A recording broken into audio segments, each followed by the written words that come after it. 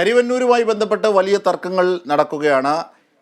ED. അടക്കമുള്ള കേന്ദ്ര ഏജൻസികളെ കേന്ദ്ര സർക്കാർ BJP ദുരുപയോഗിക്കുന്നു എന്ന് തെളിവ് സഹിതം നിരത്തിയാണ് LDF പ്രചരണ രംഗത്ത് ആഞ്ഞടിച്ചുകൊണ്ടിരിക്കുന്നത്. എന്നാൽ ഇതിനെയൊക്കെ പ്രതിരോധിച്ചുകൊണ്ടിതാ കെ മുരളീധരൻ കോൺഗ്രസ് നേതാവ് തന്നെ രംഗത്തെത്തുകയാണ്. കരുവന്നൂരിൽ EDയെ CPIM ആണ് ക്ഷണിച്ചു വരുത്തിയതെന്ന് കെ മുരളീധരൻ പറയുന്നു.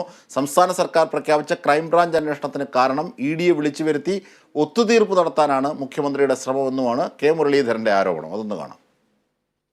EDയുടെ അന്വേഷണം നടക്കാൻ കാരണം സംസ്ഥാന സർക്കാർ പ്രഖ്യാപിച്ച ക്രൈംബ്രാഞ്ച് അന്വേഷണമാണ്.